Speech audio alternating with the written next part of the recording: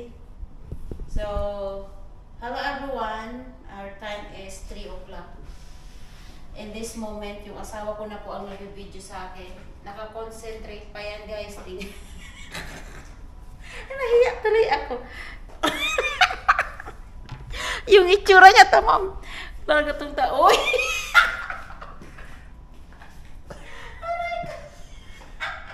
Gutom lang niya kasi.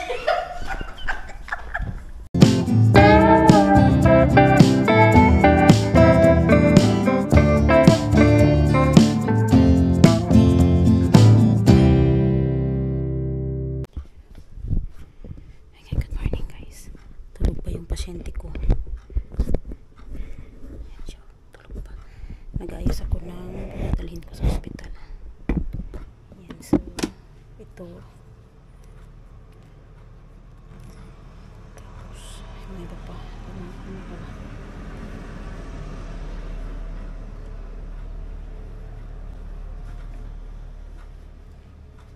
Ito mga damit namin na mag-stay doon kasi hindi ko sigurado kung mag-stay kami overnight doon or within kaya mayang gabi kasi maaga yata yung operasyon niya.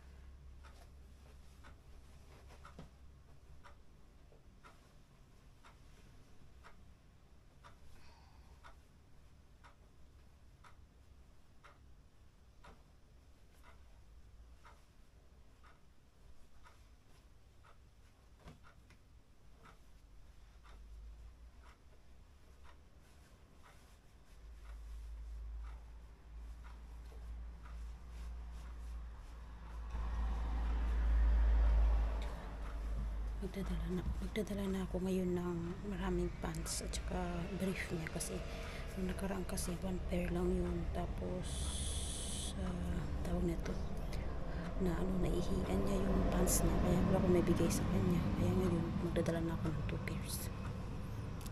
Pakayos lang muna ako guys kasi natutulog pa siya. Binim kawon karpus rohi gidya nasul ye jambe. Adi guru shurs.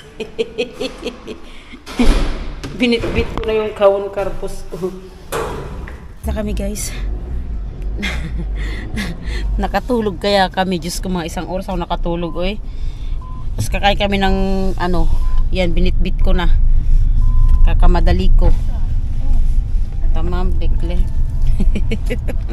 Nag-video pa una bago maglagay ng seatbelt. Mag-seatbelt muna ako dito na kami guys. Ano yung asawa ko? Ay, kala ko may sasakyan. Narating lang namin sa hospital. Hindi ko alam kung mag-overnight kami dito or hindi. Ay, naihi na ako. Nasa information na kami guys. Aray, nanging bit-bit.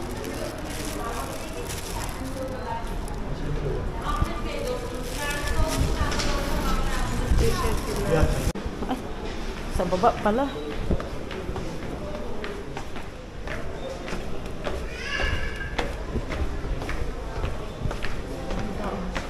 Masita na lang ako dito. Wala na siya guys. So, upo muna ako dito. Ayan guys, so bukas na daw kami balik ng alas 8. O di, uwian na. Pero talaga kabidis. Uwi na ang pasyente ko. Bukas na lang daw, hindi na na-upload. Diba? Hindi na pala guys, tuloy na pala. Sabihin, balik kami bukas ng 8, diba? Ay, naku, Diyos. So, tuloy na lang guys, admit na ulit yung asawa ko. Hindi na alam kung anong gagawin. Wala na sa tamang desisyon ito.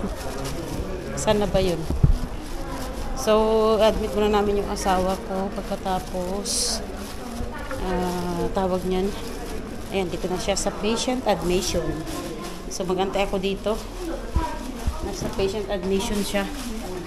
Sa loob yun, sa loob. So, nag-decide na sila guys na i-continue yung kanyang operation. Tatanggalin na naman yung tubo na nilagay doon sa kidney niya. And, aynen ikke. Ba, 204 onje.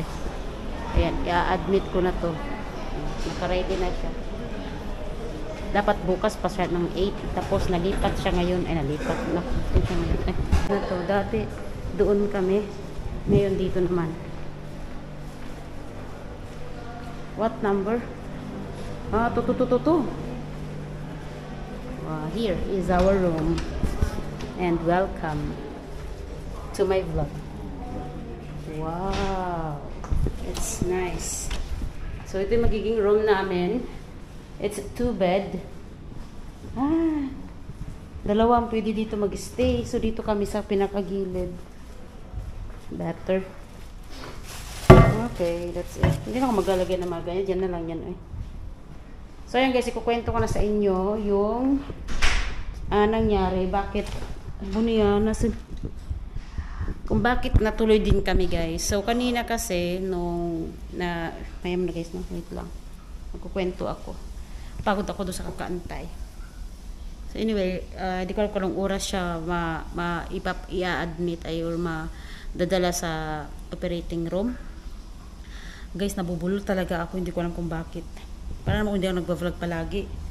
So, una, sinabihan siya na bukas na lang daw ng mga 8 AM ng maaga pupunta dito. So, okay na kami. Uwi na dapat kami. Tapos maya-maya, nung pupunta siya sa anesthesia department para isabihin dun, siguro may concern siya dun, tapos tinawagan siya, may tumawag sa kanya, sabi niya tuloy na daw ngayon. So matutuloy siya ngayon. So dito kami hanggang bukas siguro, mag-rest pa siya so hanggang kinabukasan yan siya. So dito kami sa side na to, dati sa kabila, ngayon dito naman sa kabila. Kain na tayo guys. Pasensya na yung pasyente natin dyan. Hindi siya makakain. Are you happy? Yes. Ganabam daw. So ito yung ating food. Ito. Ayan. Tingnan natin kung anong pagkain meron. Wow. Then have this chorba and then ayran and water. So let's eat guys.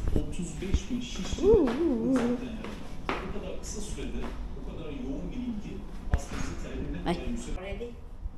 So hello everyone. Our time is 3 o'clock. In this moment, yung asawa ko na po ang nag-video sa akin. Naka-concentrate pa yan guys. Nahiya tuloy ako. Yung itsura niya tamang talaga itong taoy.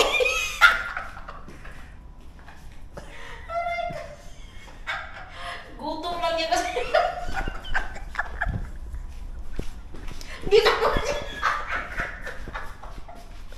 Ginawa niya ng drone.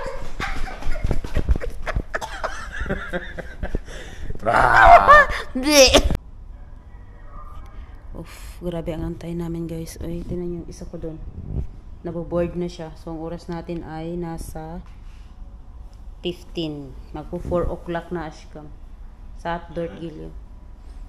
Nagpa-admit kami ng mga ni zaman Buragaldik.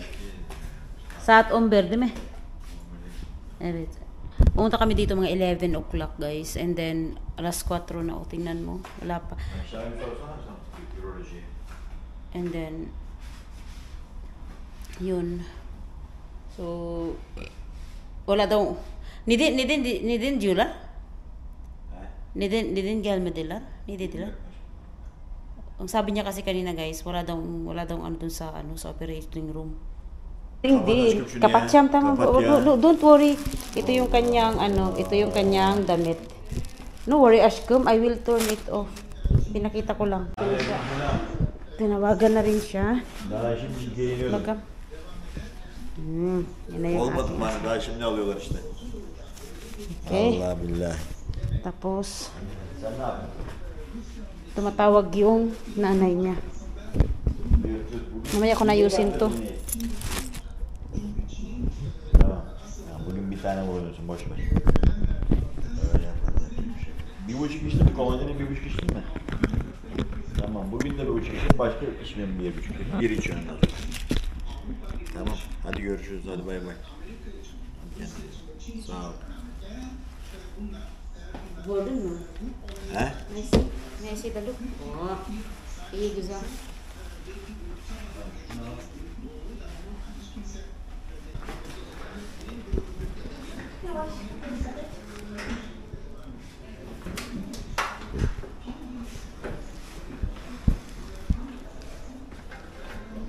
Natin na siya.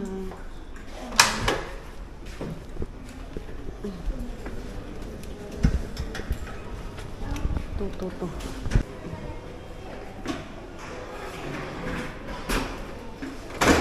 Opa.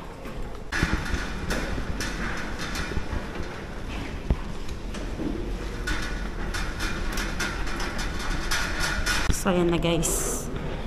Nahatid ko na siya. Nahatid ko na siya doon. Nandun na siya guys. Oh. So, nahatid ko na siya doon sa operating room. Kunwari, ma-happy lang si Inday, pero sa totoo lang, kabado ako. Pero wala naman problema doon kasi tube lang naman yung tatanggalin siya guys. And then, yun. Baka maligaw ako. Tube lang naman yung tatanggalin sa kidney niya. And mag-antay na lang ako sa kwarto. Wala problema doon kasi may tubig naman, tsaka tawag nito. Marami akong kinain kanina. Ang kati talaga ng ulo ko. So, mag-antay ako sa taas. Nasa MG. Mag-isa lang ako dito ulit. Antay ko na lang yung asawa kong matapos. Siguro abutin na naman yun ng mga ilang oras. Oh my God. So, mag-ayos-ayos muna ako guys. Mga gamit.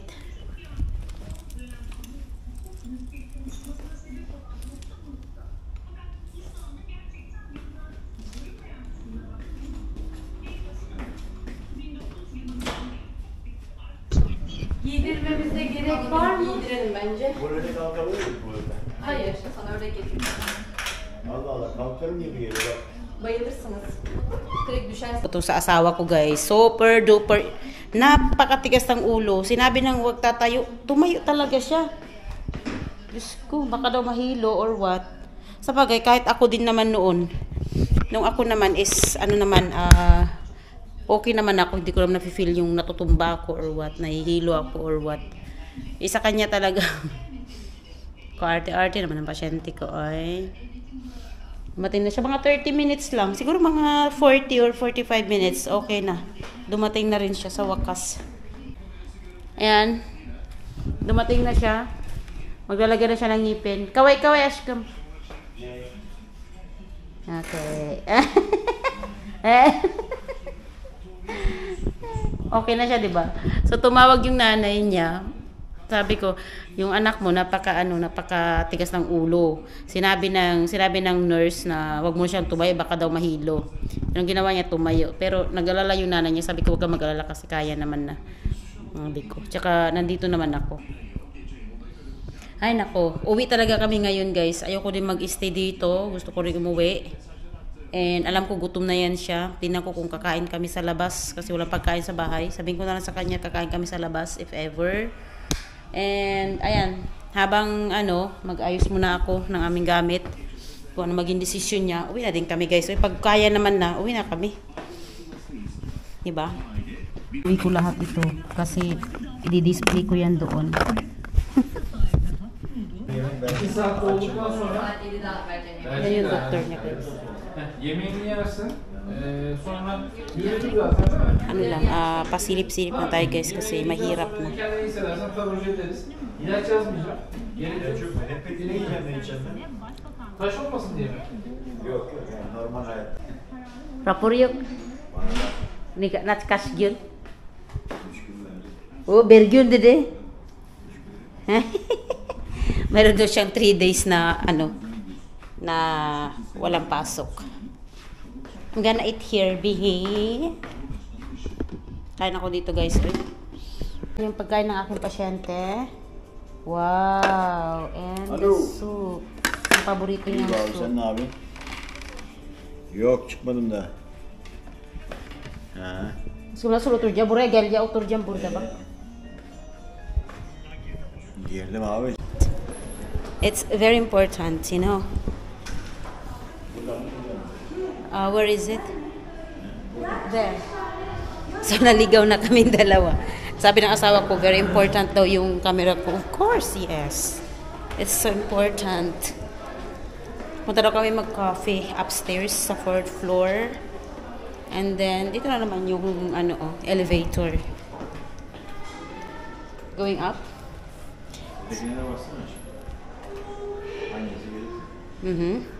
So, yan yung itsura niya. Sabi ko magbihis, pero hindi pa pala pwede. Oh, tinan mo. Oh. Sen onları ben buna vereyim. Aynen mi? Ay, istemiyorum aşkım.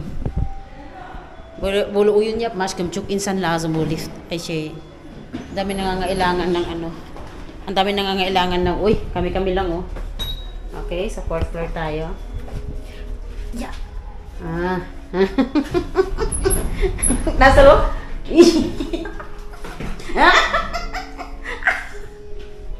Hindi naman niya. Ay, Diyos ko. Ang asawa ko. Sabi kantay mo ako, sabi niya, may sakit ako, nakatayo, hindi pwede. Arte mo naman. Look, I'm so beautiful, di ba? Yes, of Hey! course. Because there's camera. That's why. But if no camera, you said no. So dito yung sa 4th floor, may sunset. Wow!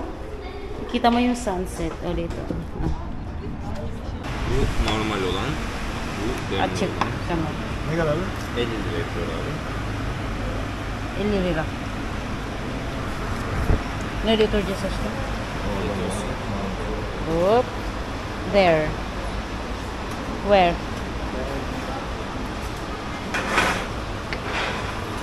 Then, tapos ako nag-chai guys. 7, magi-8 na. Papatanggalan ng asawa ko yung nasa kamay niya. Pinaglagyan ng dextrose yata. Yan. Just for in case emergency. Tapos, kasi sa main floor sarado na, so dito na kami sa -1 floor, diba, para matanggal na yung ng kamay niya. So yan, punta kami doon.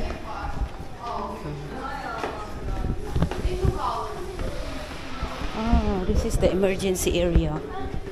Yes, emergency area. Sonra yapıştırırsın. Tamam.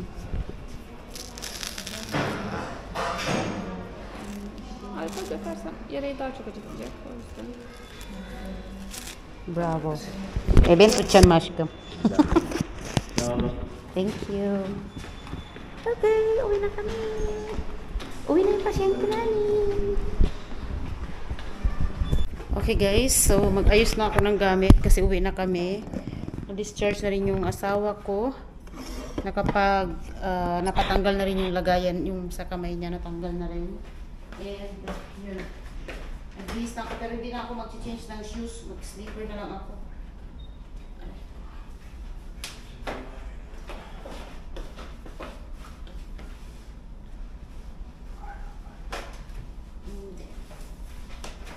Biglang dumugo yung kamay niya. Natakot na siya. Nervyoso talaga eh. Yung charger.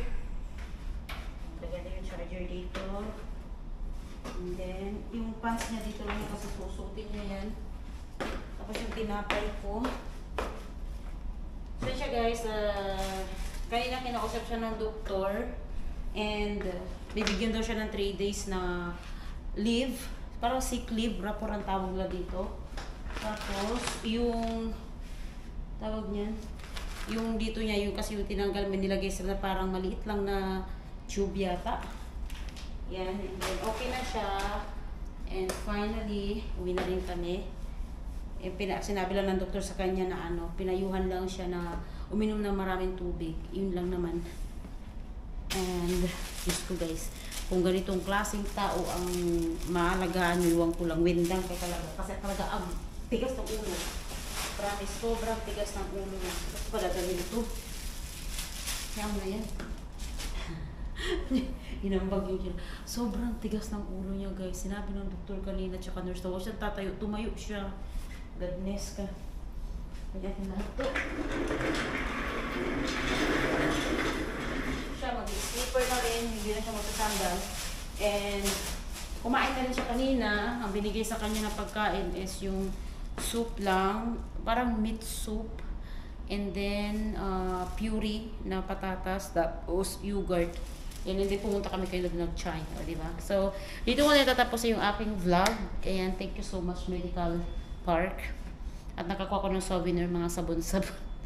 So, that's all for today's video. Thank you so much, guys. Bye!